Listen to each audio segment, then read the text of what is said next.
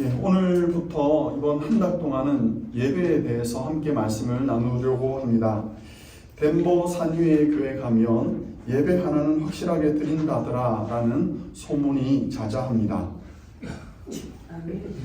아멘이 타이밍이 안 맞았죠? 다시 한번.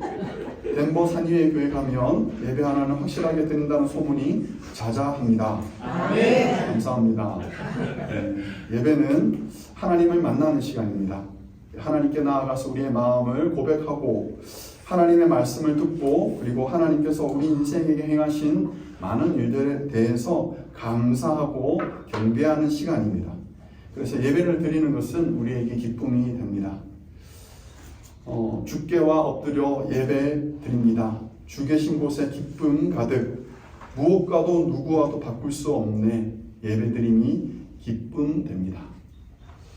이 고백이 저의 고백이고 이 자리에 오신 우리 성도님들의 고백인 줄 믿습니다. 하나님은 지극히 거룩하신 분입니다. 그래서 본래 죄인은 하나님을 가까이 할 수가 없습니다. 하나님을 가까이 하면 죽게 되기 때문에 그렇습니다. 그래서 하나님께서 아담과 하와를 에덴 동산에서 보내셨던 것은 그들을 미워서가 아니라 그들을 살리기 위해서 보내셨음을 우리가 알 수 있습니다. 그런데 여러분, 하나님은요, 하나님의 사람이 가까이 다가오는 것을 허락하셨습니다. 허락하시는 정도가 아니라 기뻐하십니다. 레위기는 우리 죄인이 하나님께 나아가는 방법에 대해서 알려줍니다. 어떻게 하면 하나님을 기쁘시게 할까에 대해서도 우리에게 알려줍니다. 그 방법이 바로 제사입니다. 레위기에는 5가지 제사가 나옵니다. 번제, 소제, 화목제, 속건제, 속죄제 이 5가지가 나오고요. 성경을 읽다가 레위기에서는 항상 어렵다라고 생각하고 쉽게 넘어가지 못하는 경우들이 있습니다. 그래서 오늘부터 이제 5번 동안 저희들이 이 각각의 제사를 살펴보면서 우리가 하나님께 드리는 예배가 어떠해야 될지, 예배자는 어떠한 모습을 갖춰야 할지에 대한 고민을 나누려고 합니다. 오늘 예배를 통해서 예배자의 모습을 온전히 갖추고 하나님께 온전히 나아가 하나님을 기쁘시게 하는 그런 성도 되시기를 주의 이름으로 축복합니다. 한국의 한 교수님께서, 신학교 교수님께서 제사의 한 장면을 묘사한 적이 있습니다. 기사가 있어서 제가 그것을 가져왔고 소개합니다. 이렇게 말씀을 합니다. 잘 들어보시면 좋겠습니다. 요아킴이라는 사람의 가상의 인물을 지금 얘기하는데요. 요아킴은 하나님께 감사의 마음으로 충만하여 자신의 가축 중에 한 마리 양을 하나님께 바치기로 결심했다. 그는 평소 상품의 물건으로 찜해둔 녀석을 골라서 몸 상태를 잘 살핀 후에 아무런 흠이 없다는 것을 확신하고 성소로 가져갔다. 성소에는 이미 많은 사람들이 다양한 목적으로 크고 작은 짐승을 바치려고 올라와 있었고 제사장들은 제사를 집행하느라 분주했다. 제단은 피로 흥건히 얼룩져 있었고 제단 주변에는 짐승에 흘린 핏자국들이 여기저기 보였다. 잠시 기다리다 자신의 순서가 되자 요아킴은 양을 끌고 자신의 번제를 담당할 제사장 앞에 섰다. 제사장은 양의 몸을 다시 면밀히 검사하여 흠이 있는지 살폈다. 합격 판정이 내려지자 요아킴의 번제 바치기가 시작되었다.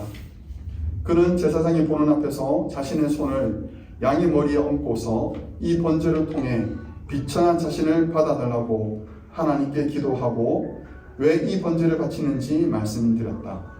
그는 시편의 감사시를 낭송하여 부르면서 하나님께 찬송을 올린 뒤 도살용 칼로 그 짐승의 고통이 최대한 빨리 끝나도록 목에 급소를 찔러 짐승을 도살했다. 요아킴과 제사장은 번제의 절차를 따라 신중히 그 제물의 마지막 순서까지 무사히 잘 드렸고 정성을 다해 바친 제사는 하나님께 기쁘게 받으신다는 약속을 기억했다. 요아킴은 기쁨으로 충만하여 집으로 돌아갔다.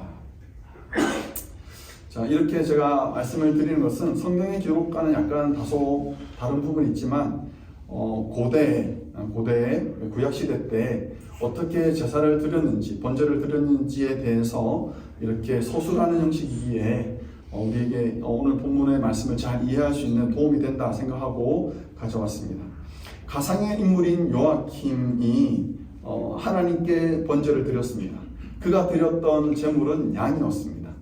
그런데 여러분, 사실은 양만 하나님께 드리는 것이 아니라 번제로 드릴 수 있는 제물은 소, 양, 염소, 비둘기가 있었습니다. 이런 것들로 하나님께 제사를 드리고 번제물로 이렇게 올려드릴 수 있었던 거죠. 그런데 여러분, 왜 이렇게 여러 가지 종류의 제물들을 설명했을까요? 소, 양, 염소, 비둘기. 무슨 차이였을까요? 예, 여러분이 추론하시는 것이 맞아요. 그 경제적인 이유 때문에 그렇습니다.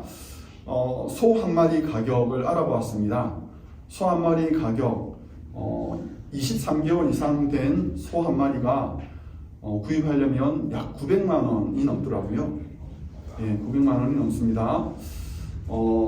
송아지로 해서 우리가 알아보았더니 그것도 250만 원이 넘습니다. 여러분, 웬만한 형편으로는 소로 제사를 드릴 수 없다라는 것을 우리가 알죠. 그래서 성경에도 보면 소로 제사를 드리는 경우는 왕이나 혹은 고관이거나 아니면 백성 전체를 대표로 해서 제사를 드릴 때 소로 제물을 드렸다라는 것을 우리가 성경을 통해서 알 수 있습니다. 그래서 자기의 경제적 규모에 맞춰서 제물을 드리는데 소를 하지 못하는 경우에는 양이나 염소를 잡아서 이렇게 제물로 드렸습니다. 그것조차도 어려웠을 때에는 성경에 알려준 대로 비둘기를 가지고 그것으로 그 도살을 하고 하나님께 번제물로 드렸습니다. 자, 그러면 하나님께서 이 각각의 다양한 제물들을 받으실 때 소로 제물을 드렸어? 내가 이 기도는 꼭 들어줄게 라고 반응을 하셨을까요? 비둘기야? 너는 좀 기다려야 돼 라고 하셨을까요? 그러진 않았을 거라고 우리는 다 알고 있습니다. 그렇죠? 하나님은 우리의 경제적 규모를 가지고 판단하거나 이렇게 우리를 이렇게 조정하시거나 하지 않습니다. 하나님의 기준은 그것이 아닙니다. 우리가 그것을 알 수 있는 것이 예수님의 모친 마리아가 아기를 출산하고 난 이후에 8일이 지나고 예루살렘 성전에 올라가서 제물을 드렸습니다. 마리아가 무엇을 드렸을까요? 참고로 말씀을 드리면 마리아는 메시아를 낳았습니다. 여러분, 왕을 낳았습니다. 무엇을 드렸을까요? 어렵습니까? 자, 1번 소, 2번 양, 3번 염소, 4번 비둘기. 예, 비둘기 2마리 드렸습니다. 비둘기 2마리 드려서 한 마리는 번제로 드렸고 한 마리는 화목제물로 하나님께 드렸습니다. 하나님께서 마리아의 그 제물을 받으셨을까요? 물론이죠. 물론 하나님께서 기뻐 받으셨습니다. 하나님은 경제적 규모로 그 사람을 판단하거나 이렇게 행사하지 않는다라는 것을 우리가 너무나도 잘 알고 있습니다. 그러면 하나님께서 관심을 가지고 있는 것은 무엇일까? 하나님께서 중요하게 보고 계시는 것은 무엇일까? 제물에 흠이 있느냐 없느냐인 거죠. 흠이 없는 제물을 드리라고 하신 거예요. 하나님의 관심은 거기에 있습니다. 그래서 제물을 드리기 위해서 가축을 가져가는 사람은 항상 살펴볼 것이 그 제물에게 혹시 다친 것이 있는 것은 아닌지, 발이 저는 것은 아닌지, 상처 입은 것은 아닌지, 눈이 멀은 것은 아닌지, 이런 것들을 살피면서 흠이 있는지 없는지를 그렇게 열심히 살펴보곤 했던 것이었습니다. 여러분, 하나님께서 관심 가지는 것, 그것은 제물에 흠이 없어야 한다라고 말씀드렸습니다. 그런데 구약 성경 말라기를 보면 하나님께서 굉장히 화를 내시면서 제사를 드렸던 제사장들에게 이렇게 혼내시면서 하시는 말씀이 있었습니다. 이렇게 말씀하십니다.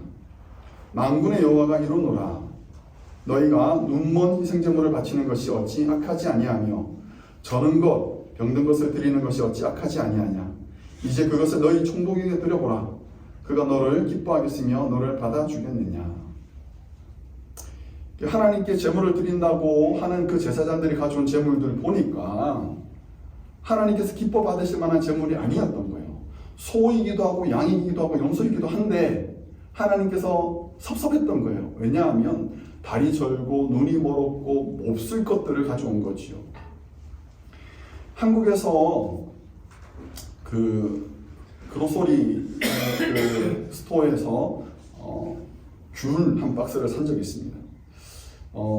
너무 알이 굵고 색깔이 좋고 맛있어 보여서 샀어요. 그래서 건져 먹으려고 위에 것을 먹었는데 여러분 무슨 일이 일어났을까요? 아마 다들 한 번씩 경험하셨을 것 같은데 밑에 보니까 썩은 것들이 이렇게 가운데 하나씩 끼어 있는 거예요. 가운데 끼어 있는 거예요. 화가 굉장히 많이 났습니다. 제가 굉장히 화가 났습니다. 그래서 제가 그 상자를 가지고 그 그로소리 스토어 가가지고 바꿔줘 라고 얘기는 못했고 그냥 저는 다시는 안 갔습니다. 네, 다시는 안 갔습니다. 기분이 나빴습니다. 하나님께 드리는 우리의 제물, 우리의 예배, 혹시 우리가 하나님께 드리는 예물이 흠이 있고 하나님은 기분을 나쁘게 하거나 섭섭하게 하는 그런 것들은 아닌지 그것을 살펴봐야 된다는 거죠. 단 1불짜리라도 우리가 하나님께 드릴 때에는 깨끗하고 좋은 곳을 골라 드리는 것이 바로 예배자의 마음입니다. 하나님께서 살피시는 것은 바로 제물을 드리는 예배자의 마음, 그것입니다. 오늘 본문의 4절에서 6절에 보면 그라는 단어가 계속해서 반복이 됩니다. 그라고 얘기할 때 그 단어는, 그 대명사는 누구를 지칭하느냐? 제물을 드리는 사람을 지칭하고 있습니다. 제물을 드리는 사람은 번제를 드릴 때 매우 중요한 역할을 해야 되는데 이렇습니다. 그는 먼저 제물이 흠이 있는지를 살펴야 하고요. 그리고 그가 제물의 머리에 안수해야 되고요. 그리고 그가 제물을 도축하고 제물의 가죽을 벗기고 각을 뜨는 일을 해야 했습니다. 각을 뜬다라는 것은 머리를 자르고 팔, 다리를 자른다라는 그런 의미입니다. 제물을 끌고 와서 그 제물을 드리는 그 사람이 이 번제를 드리는 과정들을 진행하면서 여러 가지 감정들을 경험하게 되는데 먼저 그 제물에게 손을 얹고 안수하는 과정을 거칩니다. 안수한다라고 손을 얹는다라고 번역됐던 그 단어는 본래 의미는 몸을 기댄다라는 의미로 되어 있습니다. 그 제물에게 몸을 기댄다라는 그 의미는 어떤 의미냐? 나의 죄가 이 제물에게 전가된다라는 의미를 가지고 있습니다. 그게 어떤 의미냐? 이제는 이 소나 양이나 염소가 비둘기가 나라는 거예요. 내가 안수를 함으로 말미암아, 내가 기됨으로 말미암아 이 제물들이 내가 된다라는 거예요. 이제는. 그리고 나서 그 제물에 급소를 찔러서 목에 멱을 따서 피를 흘리게 합니다. 그렇게 도축을 하면서 그 짐승이 서서히 죽어가는 걸 보면서 나 자신이 죽어간다라고 생각하게 됩니다. 나 자신이 죄로 말미암아 죽어야 되는데 나 대신에 이 제물이 대신 죽어가는 것을 그 제물을 드리는 예배자는 보게 되는 거죠. 그리고 나서 그 제물에 각을 뜹니다. 가죽을 벗기고 그 가죽을 벗기고 나머지 팔, 다리, 머리를 자르고 그리고 부위를 자르고 그것을 다 구별하고 내장을 꺼내서 내장을 깨끗하게 물로 씻고 그것으로 다시 제단 위에 올려놓습니다. 이 모든 과정들을 하면서 어떻게 우리가 생각하면 너무나도 무서운, 어떻게 보면 잔인한 그런 과정들을 거치게 되는데 그렇게 번제단 위에 벌려져 있는 그 제물들을 보면서 나 자신이 거기에 죽어 있다는 것을 이 예배자는 깨닫게 되는 거죠. 번제는 나 자신을 드리는 거예요. 번제는 나 자신을 드리는 거예요. 사랑하는 성도 여러분, 우리가 드리는 예배는요, 나 자신을 드리는 거예요. 예배는요, 나 자신을 드리는 거예요. 이 시간 하나님께서 찾으시는 것은요, 우리의 진실된 마음이고요, 우리의 참된 자아입니다. 깨어진 심령, 하나님 앞에 망가져서 정말 깨어진 심령으로 하나님께 간절히 찾는 그 심령들을 하나님은 찾고 계신다라고 성경은 말하죠. 다윗이 이렇게 기도했습니다. 시편 51편에서 이렇게 그가 기도합니다. 주께서는 제사를 기뻐하지 아니하시나니 그렇지 아니하면 내가 드렸을 것이라. 주는 번제를 기뻐하지 아니하시나이다. 여기까지만 말씀을 들으면 번제는 의미 없구나, 제사는 의미가 없구나 라고 생각할 수 있습니다. 그런데 그가 이렇게 이어서 말합니다. 하나님께서 구하시는 제사는 상한 심령이라. 하나님이여 상하고 통회하는 마음을 주께서 멸시하지 아니하시리이다. 다윗이 이 노래를 부르면서 그가 말하고자 하는 바는 번제나 제사가 무의미하다, 무용하다라는 것이 아니라 진실된 마음이 제거된 제사가 무용하다라는 거예요. 진실된 마음이 제거된 제사,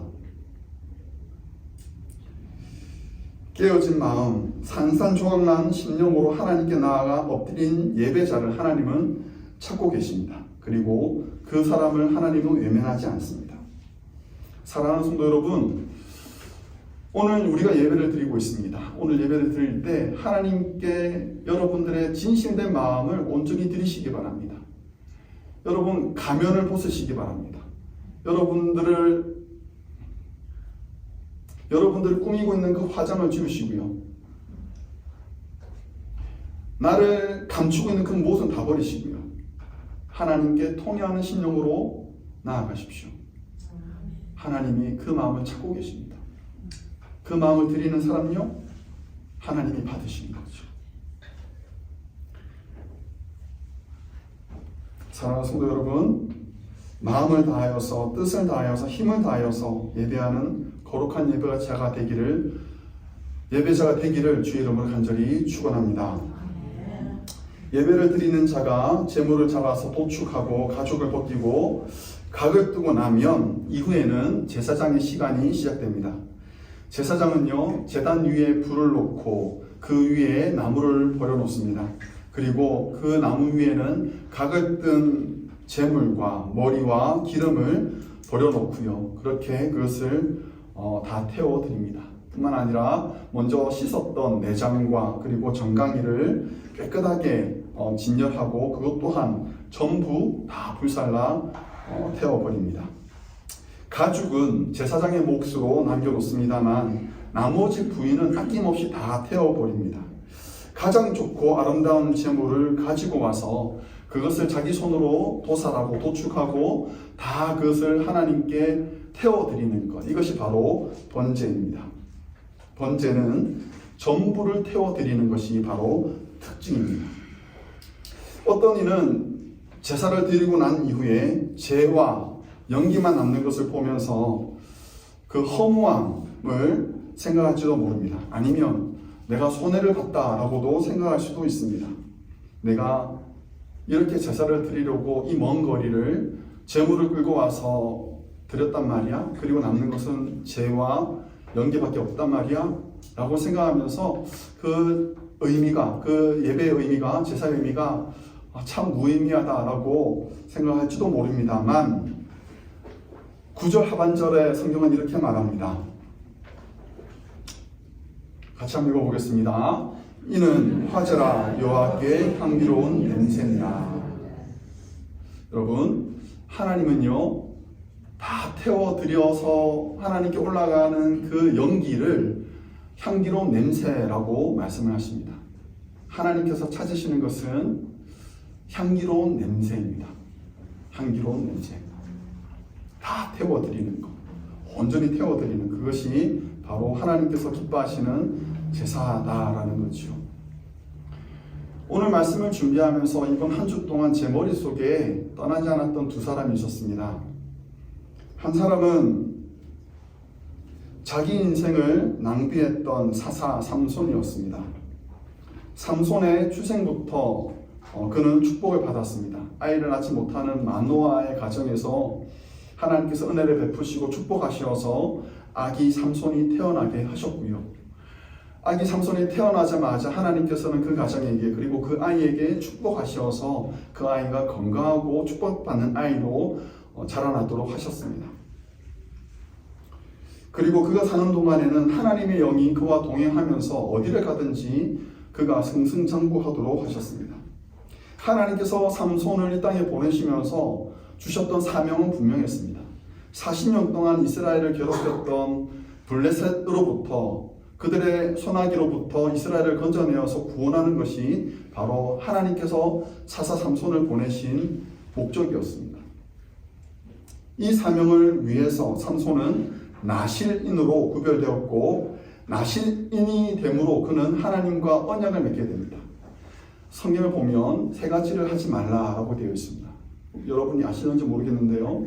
먼저는 포도로부터 나온 모든 것들, 그리고 독주는 마시지 말라라고 말씀하셨고요. 두 번째는 시체와 같은 부정한 것들은 만지지도 말라라고 하나님께서 말씀을 하셨습니다.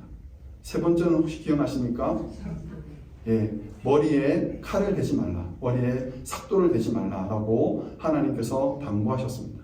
그래서 나실인, 하나님을 섬기는 사람으로 내가 자원합니다 라고 하는 사람은 이 세 가지를 꼭 지켜야 되는 것이었습니다.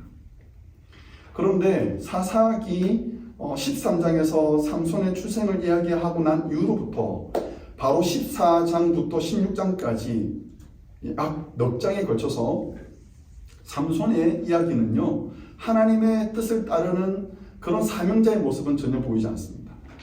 그는 여자만 쫓아다녔습니다. 그의 인생에서 3명의 여자들이 지나가게 됩니다. 딥나에 있었던 여인을 쫓아다녔고요. 가사에 있는 한 기생을 쫓아다녔고요. 그리고 마지막으로 그 유명한 소래골짜기에 있던 들릴라에게 구애했습니다. 삼손은 사명자였는데 그리고 그 사명에 걸맞는 은사도 받았는데 삼손은 자신의 정욕을 쫓아다니는데 자신의 시간과 열정과 그 은사들을 다 낭비하고 있었던 거죠. 물론 하나님께서 삼손의 인생을 통하여서 바꾸어 복이 되기도 하셨고 이스라엘을 구원하는 데도 사용하셨습니다만 그것은 어디까지나 하나님이 하신 일이고 삼손 개인은 자기의 정욕을 쫓아다니는 삶을 살았던 거죠.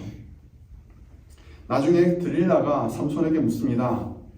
너의 힘의 근원이 무엇이냐? 여러분, 삼손의 힘의 근원은 무엇이었습니까? 삼손의 힘의 근원이 어디에 있었습니까? 여러분, 삼손의 힘의 근원은 머리카락이 아니었습니다. 삼손은요, 앞에 말씀드린 것처럼 그는 독주를 즐겼습니다. 포도주를 즐겼고 늘 술에 취해 있었습니다. 그리고 그는 부정하다라고 말하는 시체를 거침없이 만지고 시체를 들어서 그 안에 있었던 사자의 시체 안에 있던 그 꿀을 가져오기도 했었습니다. 그래서 삼손은 하나님과 나신인으로 맺었던 그 언약을 하나하나 끊고 있었던 거예요. 딱 한 가닥 남아있었던 것이 무엇이냐면 그의 머리카락이었습니다. 나실인으로서 그가 최소한의 한 가닥 남았던 그 언약. 삼손이 버림받았던 것은 머리카락을 밀었기 때문에 그가 버림받은 것이 아니고 하나님과의 언약을 너무나도 가볍게 여겼기 때문에 그가 버림받았던 거죠. 여러분, 삼손의 마지막 그 인생을 보냈던 장소가 어딘지 아십니까? 블레셋 사람들이 모였던 다곤 신전이었습니다. 다곤 신전에서 두 눈이 뽑힌 채 두 기둥 사이에서 그는 이렇게 기대고 있었습니다. 그것이 바로 그 현장이 바로 삼손의 마지막 삶에 있었던 그런 현장이었습니다. 그가 기도하지요. 하나님, 이번만큼은 내게 은혜를 베푸사 라고 그가 기도합니다. 여러분, 저는 그 이번만큼이라는 단어에서 삼손이 자신의 인생을 깊이 후회하고 있구나라고 생각하게 되었습니다. 그는 후회하는 삶을 살았습니다. 축복받았지요. 은사도 받았지요. 능력도 있지요. 그런데 그 어느 것도 하나님을 위해서 그가 능동적으로 사용한 적이 없었던 거지요. 그 젊은 날들을 하나님의 뜻과 사명을 이루기 위해서 살지 않았던 것을 그가 후회하지 않았을까요? 제가 떠올렸던 두 번째 사람은 사도 바울이었습니다. 사도 바울, 그는 정반대의 삶을 살았던 사람이지요. 표대를 향하여서 하나님께서 주신 사명을 이루기 위해 달려가기를 그치지 않았던 사람이었습니다. 자신의 인생을 하나님께 전제로 부어드린다 할지라도 오히려 기뻐하고 감사한다라고 그는 고백했습니다. 여러분, 사도 바울의 생의 마지막 순간에서 그가 후회했을까요? 내가 나 자신을 위해서 살지 못했다라는 사실에 그가 후회했을까요? 아니요, 그는 그렇지 않았습니다. 후회하지 않았습니다. 이렇게 말합니다. 나의 달려갈 길과 주 예수께 받은 사명, 곧 하나님의 은혜의 복음 증거하는 일을 마치려 하면은 나의 생명을 조금도 귀한 것으로 여기지 아니하노라. 사도 바울은 자신의 삶을 불태우는 그런 인생을 살았습니다. 한순간도 하나님께서 주신 사명에 대해서 그 초점이 흐려진 적이 없었습니다. 그는 정말 열심히 치열하게 살았습니다. 영화 신들러 리스트에 여러분이 잘 아시는 장면입니다. 제가 클립을 좀 부탁을 했는데요. 영상 잠시 보도록 하겠습니다. 영화 신들러 리스트의 마지막 부분입니다.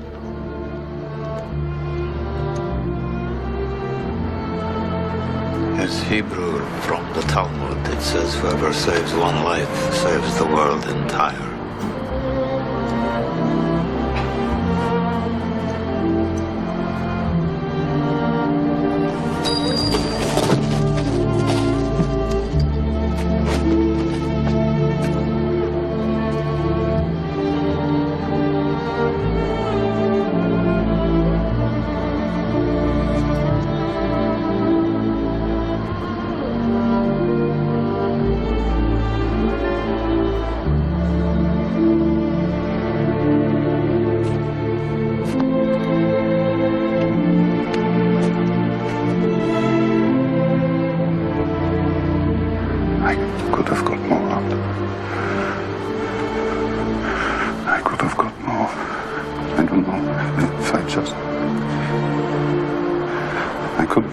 Oscar, there are 1,100 people who are alive because of you. Look at them. If I made more money,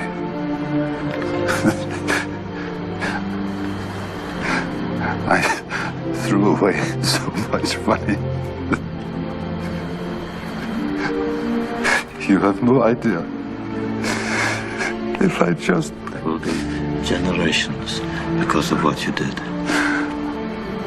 I didn't do enough. You did so much.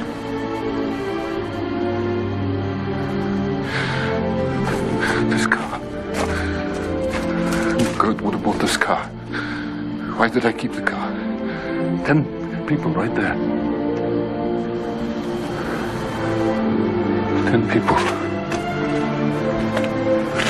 10 more people. This pin. 2 people. This is gold.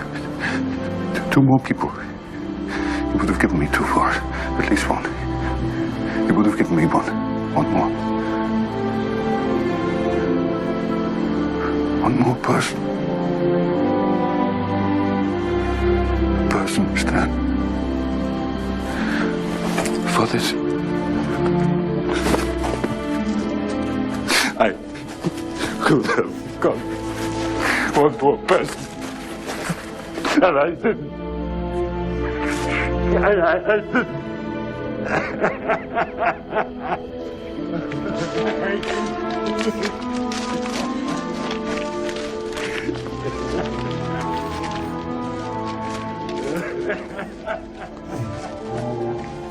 홀로 홀로코스트로 인해서 600만 명의 유태인들이 죽어가는 그 시대에 신들러는 자기의 재산과 시간과 열정을 다 쏟고 생명의 위협을 받으면서까지 유태인 1100명을 살렸습니다. 자기의 비용을 대면서 그는 아낌없이 그것을 사용하며 살았습니다. 그리고 전쟁이 끝나고 자신을 살려준 것에 대해서 감사해야 하는 유대인들이 몰려왔을 때 그는 자기가 잘했다라고 얘기하지 않고 내가 더 살릴 수 있었는데, 내가 10명은 더 살릴 수 있었는데 하며 후회하고 안타까워했습니다. 신들러는 치열한 삶을 살았습니다. 그 암흑한 시대에 치열하게 살았습니다. 그럼에도 불구하고 그가 저렇게 후회하는 것을 우리가 보면서 부끄러웠습니다. 나의 젊음의 시대에 내가 건강하게 걸어다니고 내가 건강하게 말할 수 있고 내가 건강하게 사고하고 수 있는 이 시대에 나는 시간을 알차게 보내고 있느냐? 나는 하나님께서 주신 그 사명과 소명을 이루기 위해서 치열하게 살고 있느냐? 아니면 나 자신을 위해서 치열하게 살고 있느냐? 혹시 나는 삼손과 같은 삶을 살고 있는 것은 아닌지, 나에게 주어진 그 시간들을, 세월들을 소중히 여기지 않고 허송세월하고 있는 것은 아닌지 돌아보게 되었습니다. 그리고 오늘 말씀을 여러분들과 함께 나누면서 저의 인생이, 저의 시간이, 저의 삶이 번제와 같이 온전히 하나님께 드려졌으면 좋겠다라고 생각하게 되었습니다.